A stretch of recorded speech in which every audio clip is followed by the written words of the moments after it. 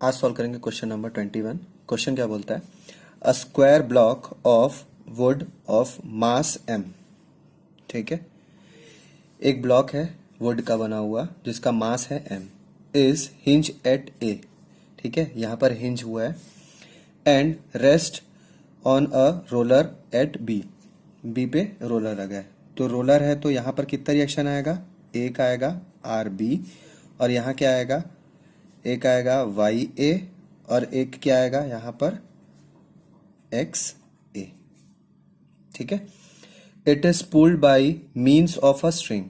ठीक है, जिसको खींचा जा रहा है एक स्ट्रिंग से, कहाँ पर, D पे, and inclined at an angle 30 degree. ठीक है, यहाँ पर से इसको पुल किया जा रहा है और जिसका एंगल कितना है 30 degree with the horizontal. Determine the force P। P की वैल्यू चाहिए अपने को, which should be applied to the string to just lift the block, to just lift the block of the roller।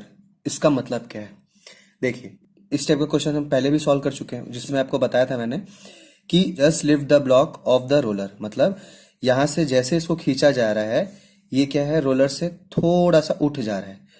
तो अब क्योंकि यहां पर रोलर था तो हम रिएक्शन लगा रहे थे, क्योंकि यहां पर just lift the block of the roller बोल रहा है तो यहां का रिएक्शन नहीं होगा।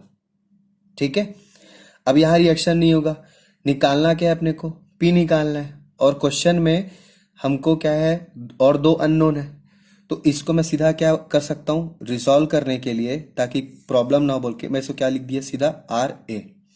ठीक है, मैं इसको सॉल्व ना करके डायरेक्ट इसको सॉल्व कर रहा हूं। क्यों सॉल्व कर रहा हूं, क्योंकि मेरे को डायरेक्ट आंसर चाहिए, किसका वैल्यू, P की वैल्यू चाहिए। ठीक है, अब इसको सॉल्व करने के लिए क्या करेंगे, हम फ्री बॉडी डायग्राम बनाएंगे। ठीक है, फ्री बॉडी डायग्राम।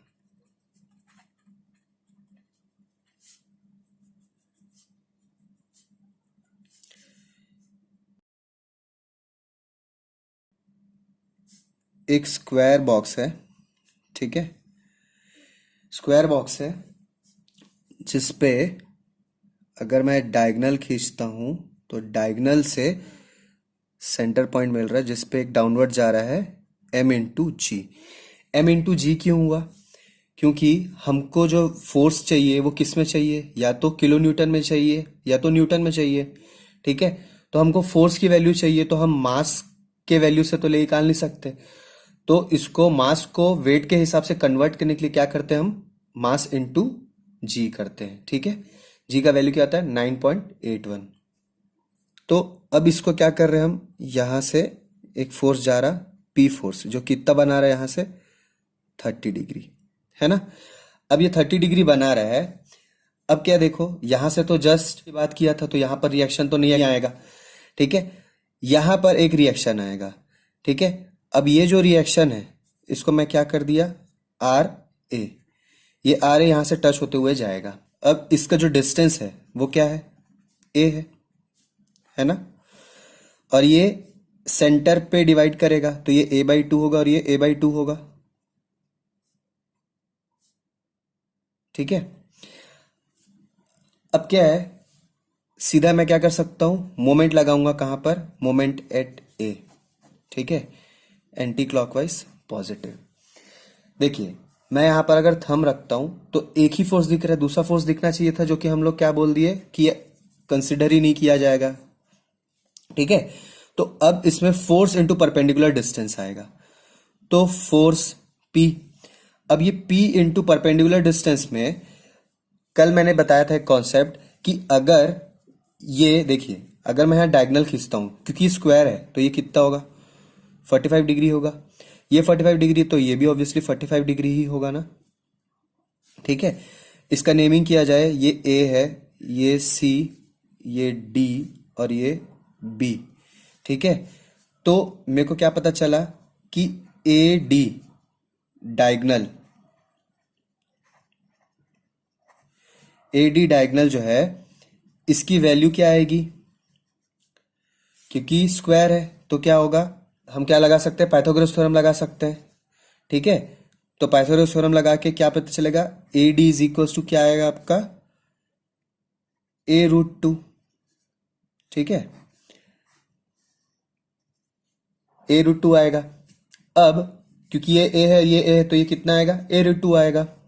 ठीक है, अब क्या कर रहे हैं, फोर्स इंटू परपेंडिकुलर डिस्टेंस चाहिए। तो मुझे मुझे क्या पता चला कि A से D की जो वैल्यू है,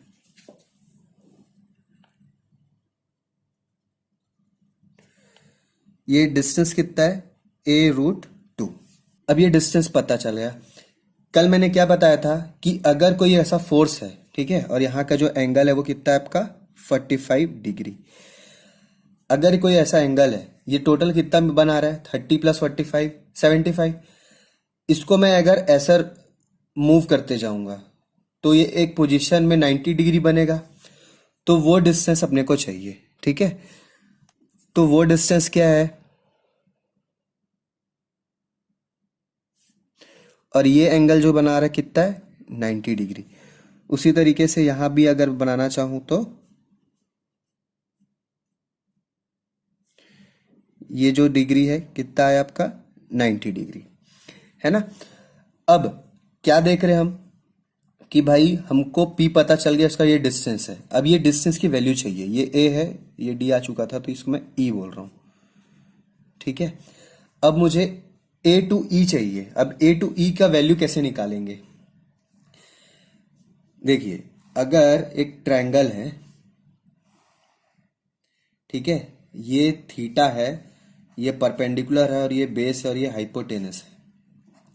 परपेंडिकुलर की वैल्यू चाहिए तो क्या लिख सकते हैं, H इंटू साइन थीटा। वैसे ही बेस की वैल्यू चाहिए तो क्या लिख सकते हैं, H इंटू कॉस थीटा। ठीक है, अब इसको मैं अगर 75, ठीक है, इसको अगर मैं 75 मान रहा हूं, तो ये क्या हो गया, बेस हो गया, और ये क्या हो गया, परपेंडिकुलर हो गया, और ये क्या आपका हाइपोटेनस। मुझे क्या पता है, हाइपोटेनस की वैल्यू पता है, मेरे को क्या चाहिए, परपेंडिकुलर चाहिए, तो क्या यूज करूंगा, साइन थीटा।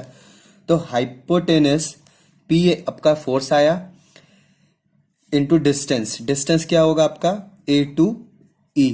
ठीक है, इज इक्वल्स टू, ये कैसे घूम रहा है, क्लॉकवाइज, और ये कैसे घूम रहा है, anti clockwise. Is equals to क्या आएगा, M/G। ठीक है, ये फोर्स की वैल्यू है पूरी, इनटू इसका डिस्टेंस, इसका परपेंडिकुलर डिस्टेंस क्या हुआ, A/2। ठीक है, तो अब मैं क्या कर सकता हूं, P लिख लिया। यहां पर मेरे को परपेंडिकुलर हाइट चाहिए, तो क्या आएगा, H साइन थीटा आएगा। H मतलब हाइपोटेनस। हाइपोटेनस की वैल्यू कितनी है, A√2, है ना, into sine theta. Sine theta यहां पर मैंने थीटा क्या कंसिडर किया, थीटा की वैल्यू कितना कंसिडर किया मैंने, 30 डिग्री + 45 डिग्री। ठीक है, तो ये कितना आया, 75 degree, is equals to M/G into A/2। ठीक है, ए ए कट जाएगा। मुझे क्या चाहिए, P की वैल्यू चाहिए, तो P की वैल्यू क्या आएगी, M/G। ठीक है, सॉरी, यहां पर साइन 75 डिग्री मल्टीप्लाई होगा। ठीक है, तो M/G अपॉन क्या आएगा, 2√2 साइन 75 डिग्री। ठीक है, अब इसको सॉल्व करने से क्या मिल रहा है, M/G। ठीक है, 2√2 इंटू साइन 75, 0.966, 0.966 इंटू 2√2। वैल्यू कितनी आई, इसको न्यूमरेटर में लेके आएंगे तो वैल्यू आ रही है P is equals to 0.366 M/G।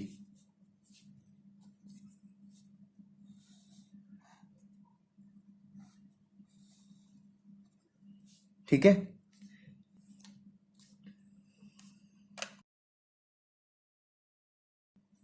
देखिए, इस टाइप का क्वेश्चन जो होता है ये बहुत इंपॉर्टेंट क्वेश्चन है, ठीक है। धीरे धीरे आप अगर देखेंगे तो धीरे धीरे मैंने इजी क्वेश्चन से लेके टफ टफ क्वेश्चन को इजी तरीके से कैसे बता सकते हैं वैसे मैंने बताया है, ठीक है। और आपको अगर लगता है कि AK त्याल में कोई ऐसा क्वेश्चन है जो इंपॉर्टेंट है और वो क्वेश्चन एग्जाम में आने लायक रहता है, तो आप मेरे को टेलीग्राम ग्रुप में बता सकते हैं कि उस क्वेश्चन को कैसे सॉल्व करना है, बता दीजिए। फिर मैं डेफिनेटली आपको उसका सोल्यूशन बताऊंगा इजी वे पे क्वेश्चन को कैसे सॉल्व कर सकते हैं। और दूसरा, अगर आप सिविल इंजीनियर हैं और गुप्ता एंड गुप्ता सॉल्व कर रहे हैं तो डिटेल सोल्यूशन के लिए आप शुभम की पाठशाला यूट्यूब चैनल को आप सब्सक्राइब कर सकते हैं। लिंक डिस्क्रिप्शन में आपको मिल जाएगा। Thank you.